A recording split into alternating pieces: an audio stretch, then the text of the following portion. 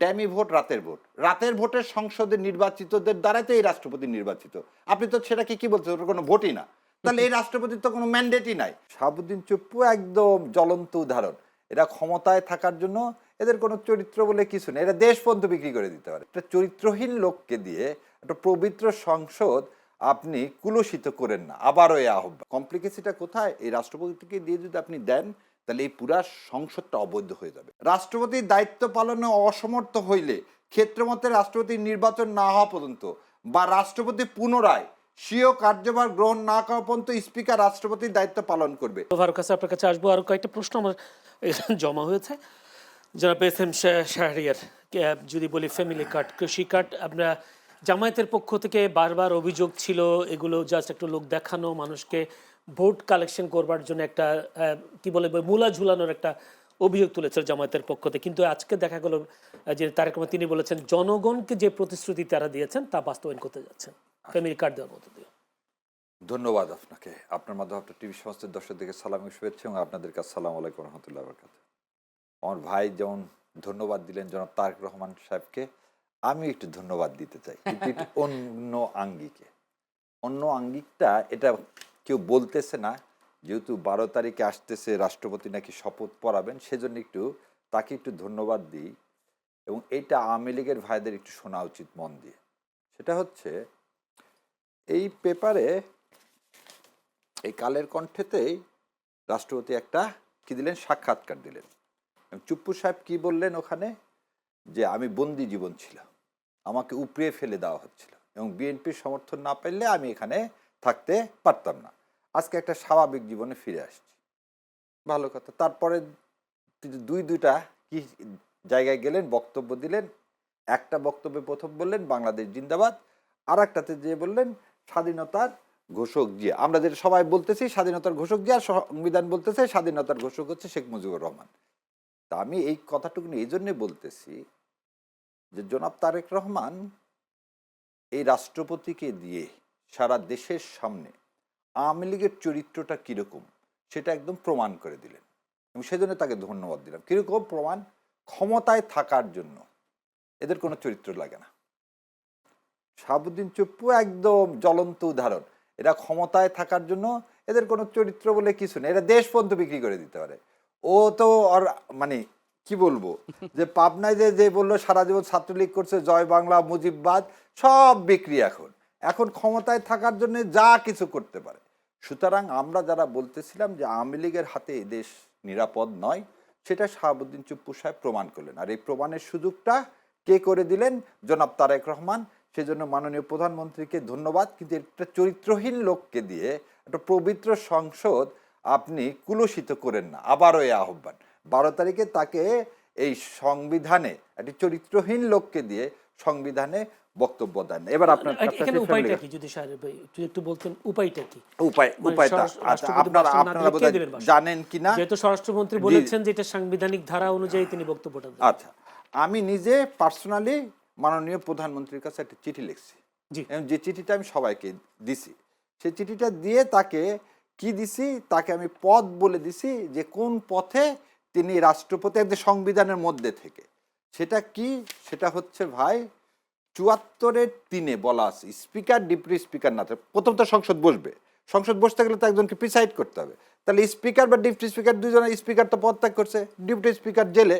তো কেউ তো বলতেছে না ডেপুটি স্পিকারকে প্যারোলে মুক্তি দিয়ে ওনাকে কি সংসদে বসানো হবে। তাই আমি বললাম এটা বসানোর দরকার নাই, কারণ এই 74-3 বলা আছে যে স্পিকার বা ডেপুটি স্পিকার না থাকলে সংসদের কার্যপ্রণালী বিধি অনুযায়ী কোনো সংসদ সদস্য স্পিকারের দায়িত্ব পালন করবে। তাহলে আপনি যে কোনো একজন সংসদ সদস্যকে তো নির্বাচন করবেন কি হিসাবে? স্পিকার হিসাবে দায়িত্ব পালন করার জন্য। এবার আসেন 49 আসেন, বলছে যদি রাষ্ট্রপতি অধিবেশন শুরুর আগে কি নির্বাচন করা যাবে, স্পিকার নির্বাচন?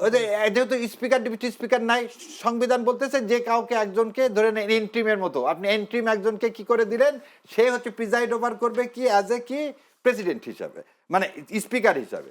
এবারে আসেন কি বলছে স্পিকারের পরে, বলতেছে রাষ্ট্রপতি যদি কোনো কারণে, রাষ্ট্রপতি কোনো কারণে, এবং এই কোনো কারণের ব্যাখ্যাটা কিন্তু সংবিধানে দেওয়া নাই, যদি কোনো কারণে সে অক্ষম হয় তাহলে কি হবে? এই 53-1 শারীরিক বা মানসিক অসমর্থের কারণে রাষ্ট্রপতি তার পদ অপসারণ করা, আচ্ছা না সরি আই বেগ অ্যাপোলজি, দাঁড়া বলতেছি আপনার 54-তে রাষ্ট্রপতি পদ শূন্য হইলে কিংবা অনুপস্থিতি, অসুস্থতা বা অন্য কোনো কারণে রাষ্ট্রপতির দায়িত্ব পালনে অসমর্থ হইলে ক্ষেত্রমতে রাষ্ট্রপতি নির্বাচন না হওয়া পর্যন্ত বা রাষ্ট্রপতি পুনরায় স্বীয় কার্যভার গ্রহণ না করা পর্যন্ত স্পিকার রাষ্ট্রপতির দায়িত্ব পালন করবে।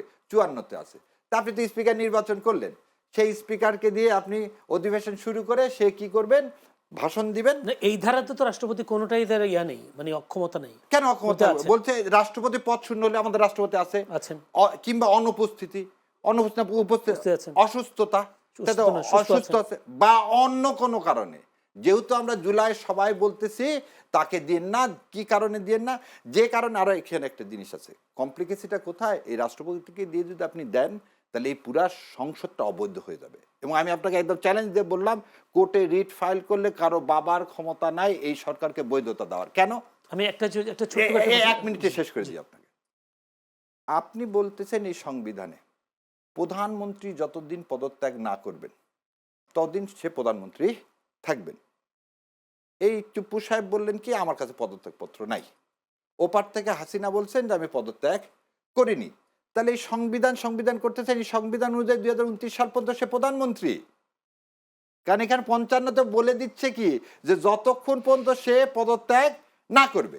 তাহলে আপনি যদি সংবিধানের কথা বলে থাকেন সে পদত্যাগ করেনি, এটা যদি হয়ে থাকে, তা আমি একটা উদাহরণ দিই যে একটা মায়ের যদি 2টা সন্তান হয়, যমজ সন্তান, তাহলে আপনি একটাকে বৈধ আর একটাকে অবৈধ বলতে পারবেন? রাষ্ট্রপতির নির্বাচনকে যদি আপনি বৈধ বলেন তাহলে আপনি স্বৈরাচার হোক, ফ্যাসিস্ট হোক, মনস্টার হোক, যাই হোক, হাসিনাকে তাহলে আপনি ভোটের মাধ্যমে চেঞ্জ করতে হতো, আন্দোলনের মাধ্যমে না। কারণ আপনি তো কনস্টিটিউশন বলতে, কনস্টিটিউশন তো আন্দোলনের মাধ্যমে কি পরিবর্তন করার কোনো সুযোগ আছে? তা তো নাই। তাহলে আপনি আন্দোলনের মাধ্যমে প্রাইম মিনিস্টারকে সরায় দিবেন, কিন্তু ওই আন্দোলনের ফসল যে ফ্যাসিস্ট রিজিম থেকে আপনি আবার কি বলতেছেন, ড্যামি ভোট, রাতের ভোটের সংসদে নির্বাচিতদের দ্বারাই তো এই রাষ্ট্রপতি নির্বাচিত। আপনি তো সেটাকে কি বলছেন, ওটা কোনো ভোটই না। তাহলে এই রাষ্ট্রপতির তো কোনো ম্যান্ডেটই নাই। তাহলে আপনি তাকে দিয়ে তাহলে এক সাইডে বলবেন বৈধ আর এক সাইডে বলবেন বৈধ না। তাহলে আপনি যদি কনস্টিটিউশন বৈধ বলেন তাহলে আপনি অবৈধ। জি, এখানে একটা ছোট্ট একটা প্রশ্ন করে রেখে যায়, সেটা হচ্ছে আপনি অবৈধের কথা বলছেন, প্রেসিডেন্ট অবৈধ বা সরকার অবৈধ বিষয়গুলো বলছেন সংবিধানের আলোকে, কিন্তু ডক্টর শাহদিন মালিক তিনি বলেছেন যে যারা সংসদ সদস্যের পদে শপথ করার পর সংবিধান সংস্কার পরিষদে যারা শপথ গ্রহণ করেছেন তাদের সংসদস্য পদটা অবৈধ হয়ে গেছে। আচ্ছা, এইখানে হচ্ছে সমস্যাটা কি, মানে উইথ ডিউ রেসপেক্ট, উনি আমাদের অনেক কথা হলো এই যে রাষ্ট্রপতি, আমি এটা আসবো আগে না আপনার এই ফ্যামিলি কার্ডের কথাটা বলে দিই, ফ্যামিলি এক লাইনে বলে দিই। ফ্যামিলি কার্ডটা নতুন না ভাই, যদি ওই যে কথাটা আপনারা বললেন না, ফ্যামিলি কার্ড হচ্ছে পুনর্বাসন। কারণ ফ্যামিলি কার্ড 2023 সালের নভেম্বর মাসে আপনি 1 কোটি ফ্যামিলি কার্ড দেওয়া হয়েছিল। সো আওয়ামী লীগের টিসিবির মাধ্যমে অসমাপ্ত কর্মসূচিকে আপনি নতুন করে কি করলেন, পুনর্বাসন করলেন। যেটা আমরা বলতেছি যে আওয়ামী লীগ এবং বিএনপির মাধ্যমে পুনর্বাসন হচ্ছে, আওয়ামী লীগের আর পুনর্বাসন করার দরকার নেই। তো ফ্যামিলি কার্ডও তাই হচ্ছে। দ্বিতীয় কথা বলেন আপনি পার্লামেন্ট এখনো বসেনি, আপনি ফ্যামিলি কার্ড এখনো দিলেন কেন? আপনি যদি জুলাই সনদ নিয়ে বলতেছেন আলোচনা করতে হবে, তারপর জুলাই সনদ বাস্তবায়ন করা হবে কি হবে না, আপনি অ্যাবসলিউট মেজরিটির ভিত্তিতে আপনার ইশতেহারে আছে, আপনার ইশতেহারের আগে আপনি পাইছেন 49% ভোট, 60% ভোট দিচ্ছে কিছু হায়ের পক্ষে। তাহলে জুলাই সনদ বাস্তবায়নের বেলায় আপনার সংসদে আলোচনা করতে হবে, আর এই ফ্যামিলি কার্ডের বেলায় আপনি সংসদ শুরু হওয়ার আগেই দেওয়া শুরু করে দিলেন। আর যখন সারা পৃথিবীতে একটা ক্রাইসিস, সারা পৃথিবীতে আপনার রিমিটেন্স বন্ধ হয়ে যাচ্ছে, দেখতে পাচ্ছি তেলের এখনো আসার সময় দেখলাম কি বিশাল বিশাল লাইন, সামনে ইরি মৌসুম, আপনি এই সময় এটাকে তো কন্টিনিউ করাতে অসম্ভব, দেউলিয়া হয়ে যাবেন আপনি। জি, একটু আসবো আপনার কাছে। ফারুক হাসান, আপনি জুলাই সনদ বাস্তবায়নের বিষয়টা তুলবার চেষ্টা করেছেন যে এটা এই জায়গায় আপনারা ঐক্যবদ্ধ, যে জুলাই সনদ বাস্তবায়ন আপনারা চান, যে জুলাই সনদের মাধ্যমে বাংলাদেশের বর্তমান প্রধানমন্ত্রী তিনি ক্ষমতায় এসেছেন যত জুলাই আন্দোলনের মাধ্যমে, সেই জুলাই সনদ বাস্তবায়ন করতে গেলে